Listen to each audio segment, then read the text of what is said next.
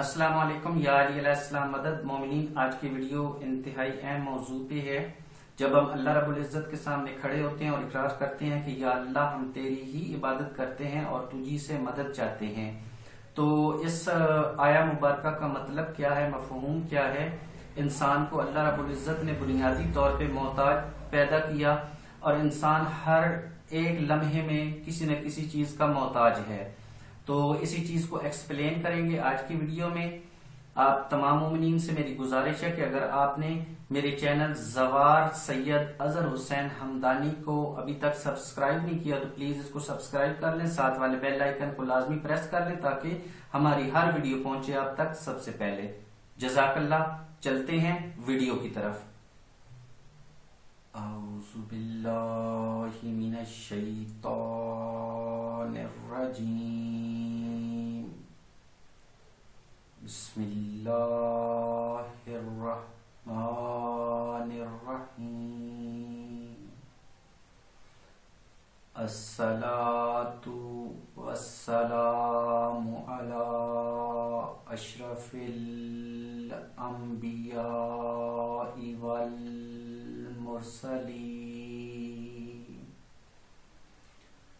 وآلہ الطیبین الطاہرین المعصومین.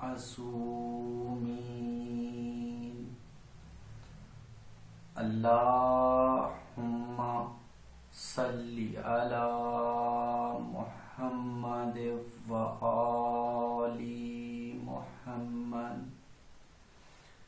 موالیان حیدر قرار، عزاداران سید الشہداء، سادات و غیر سادات، مومنین و مومنات، السلام علیکم. تحفہ یا علی علیہ السلام مدد. سب سے پہلے مومنین و مومنات، سادات و غیر سادات، میری طرف سے آپ سب کو امام المتقیان، مولائے کائنات، امیر المومنین، یعصوب الدین، وجہ اللہ، ید اللہ، لسان اللہ، امیر کائنات امام علی علیہ السلام کی آمد تمام مومنین و مومنات بالخصوص سرکار قائم آل محمد علیہ السلام کی خدمت میں بہت بہت مبارکباد پیش کرتا ہوں. جی مومنین، تو ہم قرآن کریم کی ٹرانسلیشن کے ساتھ ایک اور ویڈیو کے ساتھ آپ کی خدمت میں حاضر ہوں. آج کی اس ویڈیو کے اندر بھی ہم سورۃ الفاتحہ کی آیہ نمبر 4 کا ترجمہ بمطابق فقہ جعفریہ اس کو سمجھنے کی کوشش کریں گے. تو چلتے ہیں ٹرانسلیشن کی طرف. سورۃ الفاتحہ آیہ نمبر 4. بسم اللہ الرحمن الرحیم. ایاک نعبد و ایاک نستعین. فقہ جعفریہ کے مطابق اس کا ترجمہ ہے: خدایا ہم تیری ہی عبادت کرتے ہیں اور تجھی سے مدد چاہتے ہیں. اس زمن میں اس سے پہلے میں 3-4 ویڈیوز اپلوڈ کر چکا ہوں اپنے یوٹیوب چینل پہ،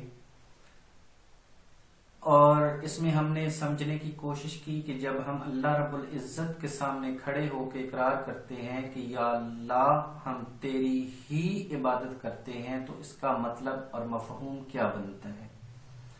اس کے بعد اس آیہ مبارکہ کا دوسرا انتہائی اہم حصہ کہ یا اللہ تجھی سے مدد چاہتے ہیں. اس میں چند گزارشات میں نے آپ کی خدمت میں پیش کی تھی کہ انسان کو اللہ رب العزت نے بنیادی طور پہ محتاج بنایا ہے. انسان کی یہ فطرت ہے کہ انسان بنیادی طور پہ محتاج ہے. اس زمن میں چند ایگزامپلز، چند مثالیں دے کے اپنی بات کو واضح کرنے کی کوشش کی تھی. آج کی اس ویڈیو کے اندر بھی انشاءاللہ العزیز اس آیہ مبارکہ کے اسی دوسرے حصے کو موضوع بحث بنائیں گے اور کوشش کریں گے کہ اللہ رب العزت کا پیغام ہم صحیح طریقہ سے سمجھ سکیں. اس سے پہلے والی ویڈیوز میں میں نے آپ کے سامنے عرض کی تھی کہ انسان بنیادی طور پہ محتاج ہے اور ہم بہت ساری چیزوں سے مدد لیتے ہیں، لیکن یہاں پہ سوال یہ پیدا ہوتا ہے کہ ہم جن چیزوں سے مدد لے رہے ہیں وہ ظاہراً اپنے وجود کے ساتھ ہمارے سامنے موجود ہیں، ہم اپنی ان آنکھوں سے ان کو دیکھ رہے ہیں۔ تو آج میں چند اور گزارشات پیش کرنے کی سعادت حاصل کروں گا کہ بہت ساری ایسی چیزیں ہیں جو ہمیں نظر نہیں آ رہی ہوتی لیکن وہ ہماری مدد کر رہی ہوتی ہیں۔ مثال کے طور پہ ہم زندہ رہنے کے لیے آکسیجن لیتے ہیں۔ اب آکسیجن ہوا کے اندر موجود ہے لیکن ہمیں نظر نہیں آ رہی، ہمیں زندہ رہنے میں مدد دے رہی ہے۔ ہمارے جسم کے اندر سے کاربن ڈائی آکسائڈ گیس جو ہے وہ خارج ہو رہی ہے سانس کے ذریعے، وہ ہمیں نظر نہیں آ رہی لیکن ہماری زندگی کے لیے مددگار ثابت ہو رہی ہے۔ اسی طرح سے اگر ہم اپنے جسم انسانی پہ غور کریں تو اللہ رب العزت نے اس چیز کو ہمارے جسم کے اندر بہت سارے دلائل کی صورت میں رکھ دیا ہے۔ مثال کے طور پہ اگر میں ہاتھ کو دیکھتا ہوں، ہاتھ کو دیکھیں تو اس کے اوپر بظاہر سکن نظر آتی ہے، حالانکہ اس کے اندر بلڈ ہے، بلڈ جو ہے وہ گردش کر رہا ہے، ہمارے جسم کے اندر بلڈ موجود ہے، ظاہری طور پہ ہمیں ان آنکھوں سے وہ نظر نہیں آ رہا لیکن ہمارا ایمان ہے، ہمارا یقین ہے کہ ہمارے اندر خون ہے جس کی وجہ سے یہ جسم انسانی قائم ہے۔ اسی طرح سے ہم جب اپنے جسم کو دیکھتے ہیں تو دل، ہارٹ جو بظاہر ہمیں نظر نہیں آ رہا ہوتا لیکن زندہ رہنے میں ہماری مدد کر رہا ہوتا ہے۔ اسی طرح سے جسم کے اندرونی جتنے بھی اعضاء ہیں وہ سب اپنا اپنا کام کر رہے ہیں اور ہمیں زندہ رہنے کے لیے اور اس جسم کو قائم رکھنے کے لیے ہماری مدد کر رہے ہوتے ہیں لیکن ظاہری آنکھوں سے ہمیں وہ نظر نہیں آ رہے ہوتے۔ اسی طرح سے اور بہت ساری مثالیں دی جا سکتی ہیں، جیسے سورج ہے، سورج کا نظام چل رہا ہے تو اللہ رب العزت نے سورج کو، یہ قرآن کریم کے اندر بھی موجود ہے کہ اللہ رب العزت نے سورج کو کھینچنے والے فرشتے مقرر کر دیے۔ اب سورج طلوع ہو رہا ہے، سورج غروب ہو رہا ہے، فرشتے اس کو کھینچ رہے ہیں، چلا رہے ہیں لیکن ہماری آنکھیں ان فرشتوں کو نہیں دیکھ رہی۔ اسی طرح سے بادل آ رہے ہیں، بادلوں کو چلانے والے فرشتے ہیں، بادل ہمیں نظر آ رہے ہیں لیکن وہ فرشتے نظر نہیں آ رہے۔ اسی طرح سے ہوا ہے، بہت ساری اور چیزیں ہیں جو ہمیں بظاہر نظر نہیں آتی لیکن ہماری مدد کر رہی ہوتی ہیں۔